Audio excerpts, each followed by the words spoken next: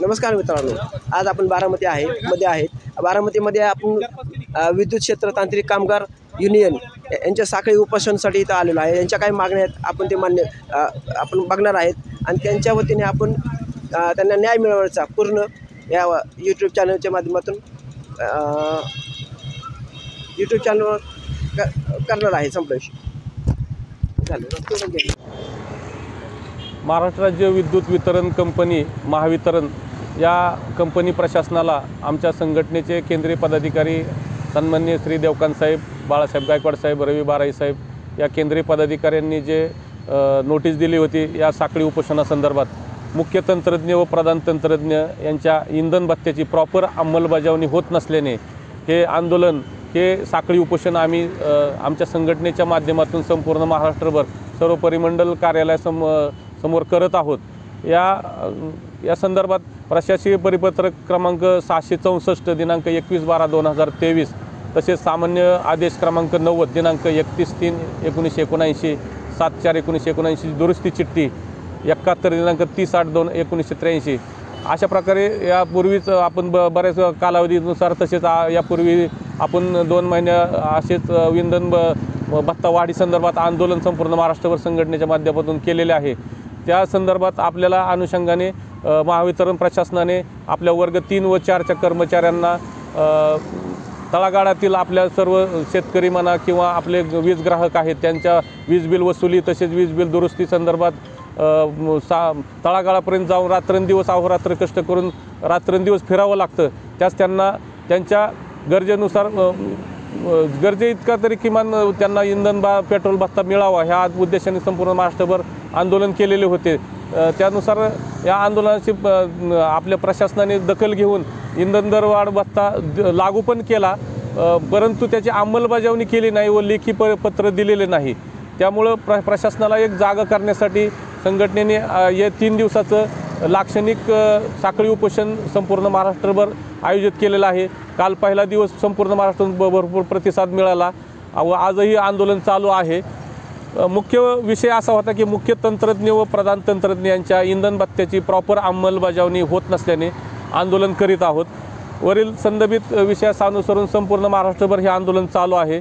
अगोदरच लाईन स्टाफच्या इंधन भत्त्याच्या अंमलबजावणीकरिता विलंब झाला, त्यानंतर ही दुप्पट इंधन भत्ता लागू करण्याचे मान्य करून त्यामध्ये लिटरची संख्या कमी करून तो वर्ग 4ला 3 लिटर आणि वर्ग 3ला 4 लिटर अशी वाढ करण्यात आली। संदर्भ क्रमांक 1 नुसार याबाबतचे प्रशासकीय परिपत्रक निर्गमित झाले। यात प्रत्यक्ष येणाऱ्या इंधनावरील खर्चाचा विचार करून दुरुस्ती होऊन पुढे वाढ करता येईल या विश्वासावर संघटनेने ही वाढ स्वीकारली। मात्र हे परिपत्रक निघाल्यानंतर ज्या वर्ग 3च्या मुख्य तंत्रज्ञ व प्रधान तंत्रज्ञ यांना सामान्य आदेश 90ची दुरुस्तीची चिठ्ठी 7 नुसार इंधन भत्ता मिळत होता, तो न देता सामान्य आदेश 151 क व प्रशासकीय परिपत्रक 152 नुसार 5 लिटर दिला जात आहे। ही वास्तविकता विसंगती निदर्शनास आणून देऊन देखील त्यावर उचित कारवाई न होता या वर्ग 3च्या कर्मचाऱ्यांना 5+4 9 लिटर एवढाच इंधन भत्ता देण्याचा प्रकार सुरू आहे। काही ठिकाणी पूर्वीपासूनच 7 लिटर इंधन भत्ता दिला जात होता, तो बंद करून पुन्हा 5 लिटर दिला जात आहे। शिवाय 2 लिटरच्या वसुलीचे आदेश दिले जात आहेत।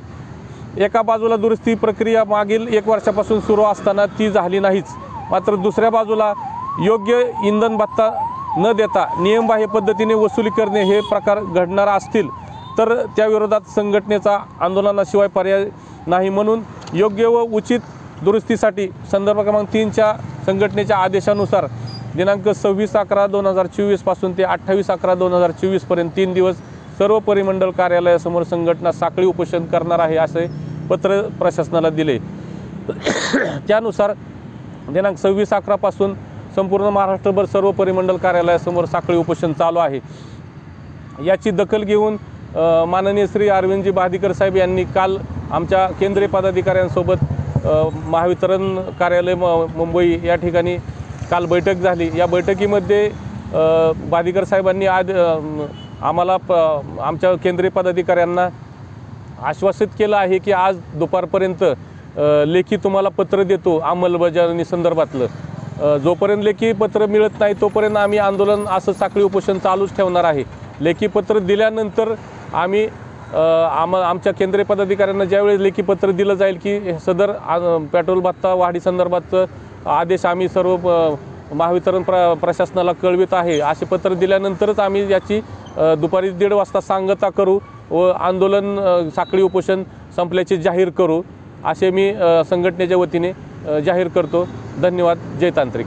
विद्युत क्षेत्र तांत्रिक कामगार युनियनचा विजय असो. विद्युत क्षेत्र तांत्रिक कामगार युनियनचा विजय असो. अजून कोण बोलणार?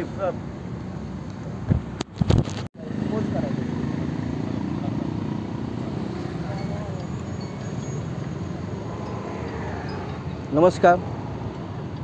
नमस्कार. मी विठ्ठल शिंगाडे, हां. कोयना जल विद्युत कर्मचारी संघटना इंटक महापारिश्रम कंपनी विभागीय सचिव म्हणून मी माझ्या संघटनेच्या वतीने पूर्णपणे पाठिंबा देत आहे. यांच्या मागण्या जोपर्यंत मान्य होत नाही तोपर्यंत मी आणि माझी संघटना त्यांच्याबरोबर आहे. आपण आता विद्युत क्षेत्र तांत्रिक कामगार युनियन यांची आपण मुलाखत घेतलेली असून त्यांचे मागण्या साखळी उपोषणमार्फत त्यांनी प्रशासनाला किंवा त्यांच्या सरकारला दिलेल्या आहेत. ते लवकर मान्य जर झाल्या नाहीत तर या सर्वांचे म्हणणं आहे की अजून 1, 2, 3, 4 जोपर्यंत दिवस त्यांची मागण्या मान्य होत नाही तोपर्यंत ते त्यांच्या बाजूनी राहतील. तर या ARS न्यूज या पेपरचा संपादक असल्याने मी यांच्या पूर्ण पाठिंबा देत आहे आणि हे जोपर्यंत त्यांच्या मागण्या पूर्ण होत नाही तोपर्यंत ही बातमी लागून राहील आणि प्रत्येक कानाकोपऱ्यामध्ये महाराष्ट्राच्या ही बातमी पोहोचण्याचं काम मी करील. मी ह्यांना न्याय मिळवल्याशिवाय सत्य थांबणार नाही. पूर्ण माझं न्याय मिळवायचं काम मी इथून ह्यांना करणार आहे. धन्यवाद.